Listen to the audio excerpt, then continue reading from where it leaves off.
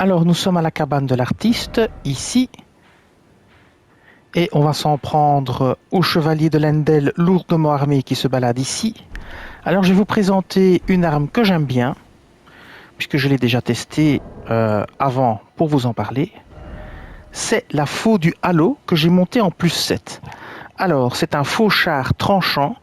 La compétence spéciale c'est Halo de Miquella, 11 de mana, et si vous enchaînez les attaques, encore 11 de mana, ce qui fait 22 par enchaînement d'attaques. Le poids est de 8,5. Ça fait des dégâts physiques et des dégâts sacrés. Les bonus d'attributs en plus 7 sont force D, dextérité C fois D. Elle accumule du saignement. Alors ses attributs requis sont 13 en force, 16 en dextérité et 15 en foi. Alors je n'ai pas assez de foi pour la manier puisque je suis pour l'instant sur un build force pour tester les armes colossales. Et donc j'ai dû mettre le sceau meurtri de Marika et j'ai dû mettre l'héritage des deux doigts pour augmenter ma foi et pour pouvoir la tester en fait. Alors je sais que c'est une arme saignement, je ne mets pas d'optimisation de saignement sur ce build volontairement pour qu'on voit les dégâts de base de saignement, et donc je n'ai pas mis le masque blanc et je n'ai pas mis le sceau là qui permet d'augmenter le saignement, c'est-à-dire l'exultation du Seigneur du Sang, mais j'ai mis le talisman du scorpion sacré qui augmente l'attaque sacrée, et ça c'est pour augmenter les dégâts de la capacité spéciale, parce que ça je voulais voir ce que ça faisait comme dégâts en étant un petit peu optimisé, sûrement qu'au moyen d'optimiser autrement.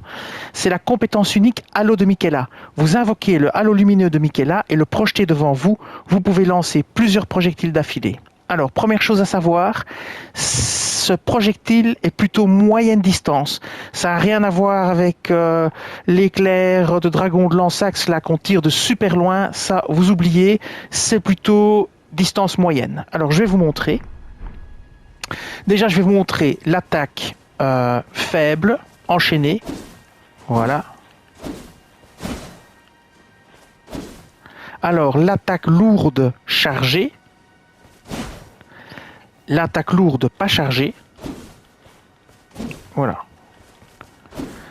Et maintenant, je vais vous montrer la capacité spéciale. Alors, malheureusement, là, il va être sur le point de se retourner parce qu'on a perdu du temps. Donc, je vais éviter d'avoir le problème du bouclier dans un premier temps, puisque le but, c'est de montrer les enchaînements en l'attaquant par surprise. Et donc c'est ce qu'on va faire ici. On va se mettre à moyenne distance, on va l'attaquer par surprise et vous allez voir que c'est très efficace. Évidemment là, il est de dos, il ne va pas vraiment avoir le temps de réagir. Il faut se mettre à moyenne distance, donc il faut encore se rapprocher pour bien faire.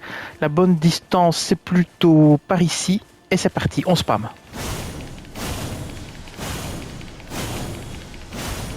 Et vous voyez, il n'a pas le temps de se retourner, il est mort.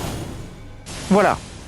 Démonstration est faite, c'est très efficace, ça consomme pas tellement de mana, il vous faut quand même une bonne barre de mana de toute façon.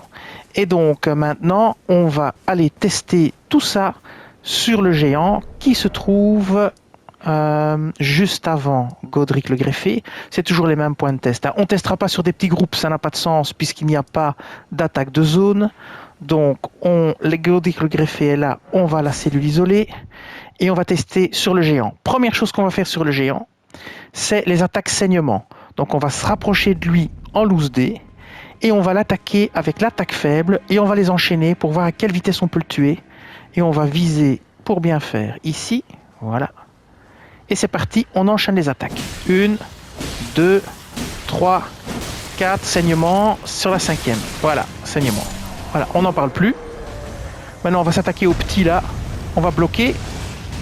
Et on va contre-attaquer si j'y arrive, parce que là, j'y arrive pas. Et voilà, celui-là est mort et l'autre aussi. Bon, et je suis pas très doué au contact, vous le savez, donc je joue assez mal à ce niveau-là. Et maintenant, on va tester le halo lumineux de Miquella, mais sur le géant. On va se rapprocher, on va attaquer au niveau du torse. Pourquoi ? Pour que ça se fracasse pas dans les escaliers, tout simplement. Alors, ici, c'est bien. On est déjà à une bonne distance et c'est parti. Voilà. Il n'a pas vraiment le temps de se retourner normalement. Il est mort. Maintenant on va tester sur les petits là-bas en bas. Comme on est en hauteur, ça va bien marcher. Voilà. Bon, ça a touché le mur, c'est pas de bol. Mais normalement il devrait être mort là. Voilà, et pareil pour l'autre. Et voilà, ça va. Ça, c'est à peu près la distance maximum que vous pouvez faire avec le halo. Peut-être un tout petit peu plus quand vous êtes en hauteur, mais pas beaucoup, beaucoup plus, quoi.